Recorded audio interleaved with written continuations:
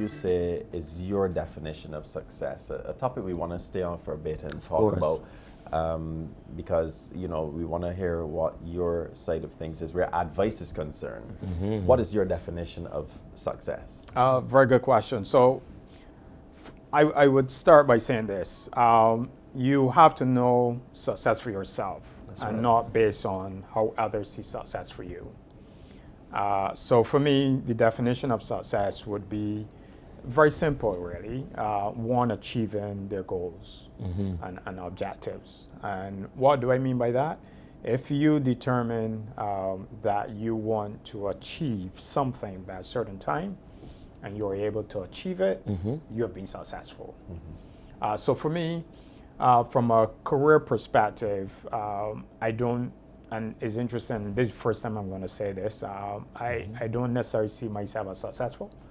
I just see myself as achieving or getting to the points that I've actually charted for myself. That may be deemed success. But I think success for me would be at the end of my day and life, if I can look back or others can look back and say that I add value and made a positive difference to the lives of others Well said. and to society. For me, every human being should strive to be a productive member of society and not one that society has to necessarily, unless there's no other choice from a disability or otherwise. But we must all strive to be productive individuals, and that is what builds a country up. Because the question I always pose to any staff member or anyone I meet in business, in any organization I work, I would normally say to others, someone built this company. Because Sagicor came out as a result of a company called Mutual. That's right. Yes. And we're 180 years old. So I'm only 54. This company, as I said, 130 years, right? Someone built this company. There are people who built this company up through the years so that today I can have an opportunity. That's right. So that today I can be here. What are you doing to ensure that in another 100 years, there are others, even though they may not know of me, but that I'm actually laying the foundation that my grandchildren or great-grandchildren, but others in society, Yes. Barbadians, young Barbadians can actually have an opportunity to do what I'm doing and be part of this organization. Do you find that, as we're still on the topic of success, do you find that sometimes the media paints this whole idea or concept of success that really is far from reality in many instances? Yeah, I think media and media generally, how success is painted, it is glamorized. I think today everybody wants to be a celebrity. I don't like that. So that they paint a particular picture that this is what success looks like and downplay and actually, I think, mess with the minds of a lot of people in that they feel insuperior and that what they're doing is not seen as successful. So I think we need to be confident about what we're doing. For example, and I must say, I think the Cadet Corps helped me with this. I went to Ellerslie School, and in those days, Ellerslie was the number 4 company. So you had the high schools, which were the number 1, 2, and 3. Ellerslie was the number 4, but I never felt insuperior to Hartson College, Lodge, or Commonwealth as a cadet, to the point where I actually became a sergeant major. All right. And I actually became the first cadet under officer at Ellerslie. I'm not sure if they had one after me. But I was able to achieve a level of success similar to someone that went to Hartson College, Lodge, or Commonwealth. And what I learned early, and a friend of mine that was a chorister with me, a guy called Roger Arthur, very, very good friend of mine. In those days, as a young boy, he actually shared with me Desiderata, which talks about Go Placidly among the noise and haste. But a part of that that always remain with me is about comparing yourself with others. So I learned very early not to compare myself with others, and that helped me because I kept focused on what I wanted to achieve, what was the objective, and just chart a path. And for me, that was how I saw success, right? And not necessarily trying to look at others' success and say, well, I'm not successful because they are successful, and things like that. So I think we just need to be responsible, but I think it starts from home as well. All right. True. And not necessarily True. only home, but the communities, whether it's church, whether it's a community group, all these things help fashion and Correct. build the character and the image of a person, It's been a really nice and heavy conversation so far because I like how you think and your perception of your reality and how you see life. Maybe we want to talk a bit about dreams and ambitions and get a bit more into the existential things, as they call it. So if you had a bucket list now today, what are some of the things, at least 2 or 3 things you would want to achieve on your bucket list? Wow. So I think I would want to see more of the world. So Africa is something that continues to interest me. I actually find myself listening to a lot of African music. Afrobeats and stuff? The Afrobeats. All right. But more and more, even the dancing. Yeah. And it's amazing as you get older, you start to reflect more. And I always remember my grandmom. So she was the darker shade of a Coke. Wow. So I have a love for her because it was like her favorite.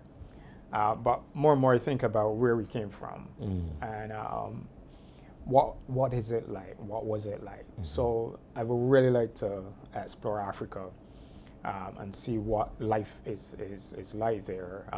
Some place like Argentina. Latin America. It'd be nice to go there in Alaska. Oh, wow. So the extreme parts of the world to Nice. see what the contrast is like. That would be on my bucket list. I must say I don't necessarily have a bucket list per se because I tend to look at life in very simple terms. So I've poured a lot of focus on work and what I can do to help others and not necessarily to become rich and famous. I'm not about that really. So. And if you could choose anywhere in the world, one place that you would live outside of Barbados, All right. where would it be? Georgia, Atlanta, Georgia. Oh, why is that? Because I lived there before. And it is just... Cold? No. Actually, the temperature, you can have a warm winter. I've experienced that. You can Nice. have a brutal winter, but you don't get the sort of winters you would get in New York or Canada. in Scotland. So I live in Scotland. I Oh, did my wow. master's in Scotland. All right. And That's it's cool. pretty brutish there. You would not have wanted to see me after I came back. I was like milk. But I think Georgia has a very good balance. 67% of the population is black. Good. The quality of life is just fantastic. The pace of life.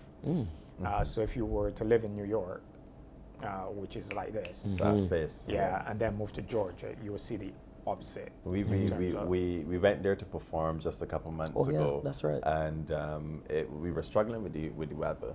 This is first of all. Georgia? Yes, it was extremely cold, and we weren't prepared for it at all. But yes, you're right. Compared to New York, The Georgia pace is is different. now Laid back. really Cool. laid back, really cool. Reminding me a bit. And not as expensive. Yeah, actually. True, Actually, not it as is- expensive. It is. You can live. It's cheap. I would say it's cheaper than Barbados. Right, but I also find that in Georgia now there's a lot more cultural identity. I mean, there are a lot of things going on in Georgia with regards to the arts, music, and culture and fashion.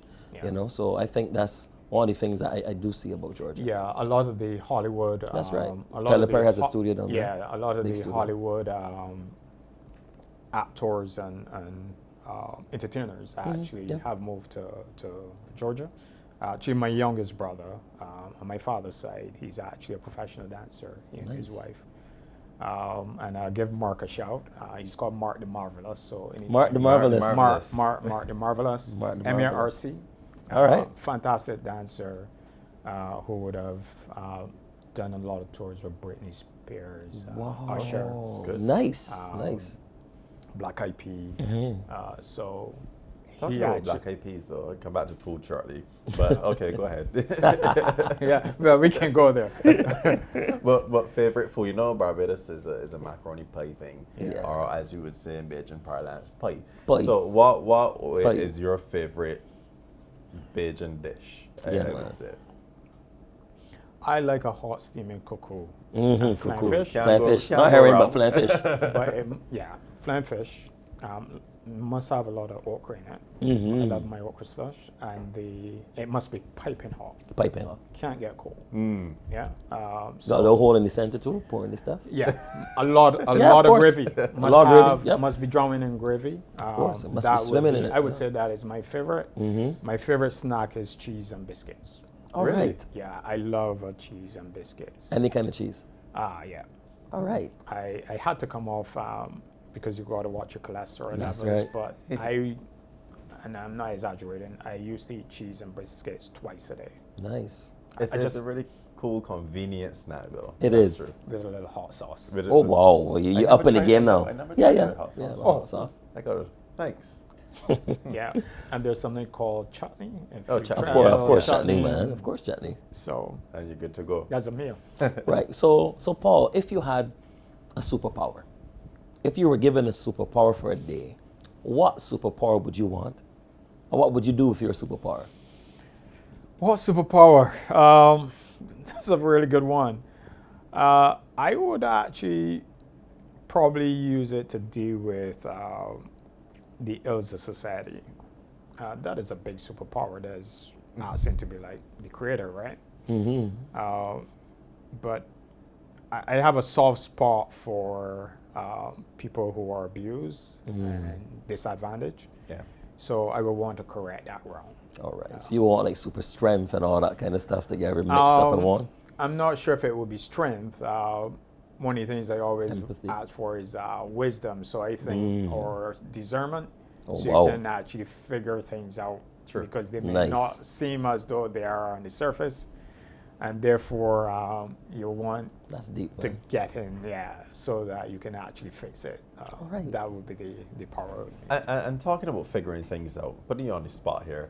If you had to be on a deserted island for a period of time, what three things, you could take any three things in the world with you, what three things would you take with you on this deserted island? Things. So I would probably take an iPad. I would assume there's no internet activity. But I wonder, Paul, where would you plug it in? Is this a solar iPad? This is a new Probably iPad got solar. series. Well, there may be some solar, but the True. thing about the iPad is I don't need internet connectivity. So one of the things I do to relax is play solitaire, Oh, nice. because there's a strategy behind beating or winning the game. So from that perspective, I may have a couple books on it. All right. So so there are many uses as opposed to plugging into the internet. One, water for short. And you said, so I would need a musical instrument. So I'll more than likely want my tenor sats there as well. Am I missing anything? I think you are. I know. I think you are and missing. then I'm on island, so I need companionship. All right. Okay, So I'll have to take my wife. Okay. Aye, all right. That sounds like a real staycation. Well, vacation. A vacation, huh? Staycation. Vacation. Who knows? Well, I should have asked for how long I'm going to be on this Yeah, I island. think All that's right, the that's most right. important Yeah. question, but And that's that workable. then prioritize things. Right. So now our rapid fire questions now. I just want to get your views, Paul. So Paul Inniss and the environment. We need to clean it up. All right. All right, Paul Inniss and education. Interesting. We need to keep learning. I believe in continuous education. I don't necessarily think that everyone needs to go to university when they leave school. And that education it never stops. You never stop learning. So That is my view. Paul Inniss on West Indies cricket. We just need Paul Inniss on. we just need more discipline. We just need more discipline and commitment. More discipline. More discipline, and yeah. consistency is what we need. Right. Paul Inniss on Manchester United. I'll let you have the floor. Yes. They should never have gotten rid of Marino. Should have given him more time. Superstars are difficult to manage, and they need to stay off the social media. All right. Yep. Paul Inniss on the legacy of Lewis Hamilton. A guy I'm learning. I don't know a lot about him, but actually he is a trailblazer. I like his discipline and commitment. Very disciplined. And if a lot of sports people in Barbados can actually try to learn, understand how he actually preps, it is clear that he applies a lot of discipline, self-control. Concentration, man. Yeah. Actually, you don't hear or see negative stuff about Lewis. Yeah. You don't hear about him. No, he goes in his show. Yeah, He goes in his show. He's actually on the verge, I believe it is, of matching Michael Schumacher. Yes. Yeah, Schumacher. And I think he's going to pass Yeah. him. And he's young. in- He will. by This the end year. of this year. This year. Yeah, for Yeah. sure. This All right. year. So Paul Inniss on the future of Barbados. So I think Barbados has a bright future. Good. What do I mean by bright? So I have confidence, and what I tend to do is to look inwardly. So when I think of myself, I would like to think that there are a lot of Barbadians like me, and that there are people, younger people, who will actually grow up and be like me, want to do the best, be productive, contribute to the development, positive development That's right. of Barbados. And there are a lot of us that have a vision or have a shared vision of what Barbados can become. So I think that once we mentor and coach and give our citizens and population opportunities to fully develop their capacities, and we need to actually not necessarily look at people from an academic perspective. So in this country, we promote, rightfully so to some extent, I would say, academia. It is times like these where we're now realizing that there's much more than academia. And I'm a very good example.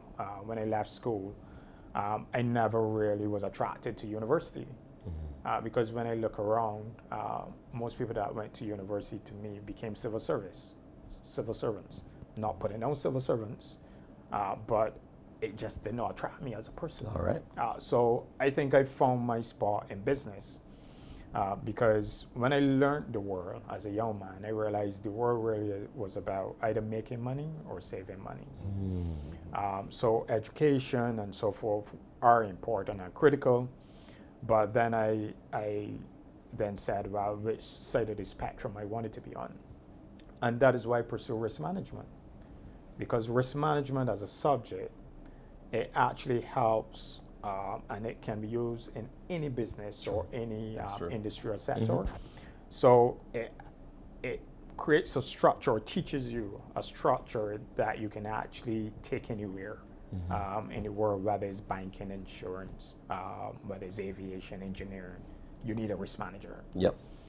So from that perspective, I then said, look, I would have to figure out where I want to be and how am I going to get there. And I'm not saying this because I'm talking to you guys, but I knew I wanted to be here when I was 20 years old. Wow. And I had to actually figure out the path. So in my 20s, I spent between 20 and 32 studying for 12 years. Wow. And you had good mentors along the way. You always refer to your mentors. Well, I had some good mentors, but I had a lot of friends that I didn't have time for. Wow. So people would normally say to me, you're always studying, you're always studying, you're always studying. But I was doing two things. I was working and studying. I was at university full time. Difficult. Oh, yeah. Yeah, It's a balance in that. There was isn't a it? discipline. It's a And discipline. then I said, well, one of these days I'm going to be 35. So at 35, do I want to look back and say, well, what have you done with your time? So I knew I had to go through the pain. So some people will see me now and say, well, how did he get there? Well, Because they didn't see the sacrifice I put in That's it. 20, 30 years ago. So one of the things I would like to encourage people to do is success, it doesn't come overnight. You have to work towards it. You have to be prepared for the future. So one of the things I also learned was that opportunities will always come, but you must be prepared for them. That's it. Don't expect them to be gifted to you. And I actually just pursued that course in life, and I must say it did work out. All right. So my final rapid question, or should I say rapid fire question for you is, Paul Inniss, the future of the insurance industry in a post-COVID environment. Yeah, so COVID may be a blessing in disguise to the insurance industry. The insurance industry needs to evolve. Normally we are slow to adapt to new technologies and so forth. So I think the business models that we have used in the past will become obsolete. As far as I'm concerned, they are obsolete from the perspective that we need to use new tools, probably new business models as well. Yeah. And one of the ideas I have is that even how we engage with customers, even some of our business partners, we tend to still use traditional channels, and for me those need to change. Maybe we will have a hybrid, but I see the insurance industry as a changing industry from the perspective that customers, clients, the population is more knowledgeable about insurance products. But what is different now is that they have the technology to access information. So I think for us, the traditional way of engaging with someone and talking them through a product will change. I think a lot of our population will actually assess the information. They might even determine, without engaging with an advisor or engaging with an insurance professional, the value for us is helping that person make the right decision. Because from the international markets, one of the things I've learned is that people are using the internet for information, but to make the decision, they need guidance and advice. That's right. So the real value proposition of an insurance professional would be to provide the quality information and guidance that our clients will need in order to make the best decision for them and their families. All right. Okay. So any parting words of advice, anything you would like to say before we wrap up here with Coffee and Conversations? There's no conversation without coffee early in the morning. All right. That is how I start my day. But I must say that certainly, and I'm not talking insurance now, I'm talking to young people. Well, I would say young and old, because life, you can restart life and you can still achieve your goals and aspirations at any age. We've seen retired people who actually pick up music, playing musical instruments. I came across a gentleman who picked up playing guitar at 65, and if you were to hear this guy, exceptional guitar. So, and he would say to me, he spent about 6 to 8 hours a day practicing. So the lesson in that really is that it's never too late to actually Very good. Pursue your dreams and your goals. And I would like to encourage those who are listening and watching to don't ever give up. Keep focused. Life will throw you obstacles. You will have hurdles. You will have challenges. You will have disappointments. I've been through it all. But at the end of the day, stay the course and pursue your dreams. Wonderful. But we want to thank you, Mr. Paul Inniss, and he is the Executive Vice President and General Manager, Sagicor Barbados, Sagicor Life Inc. Barbados. That's right. And the next time on Coffee and Conversations, you never know who we may have here. That's right. So be good and be safe.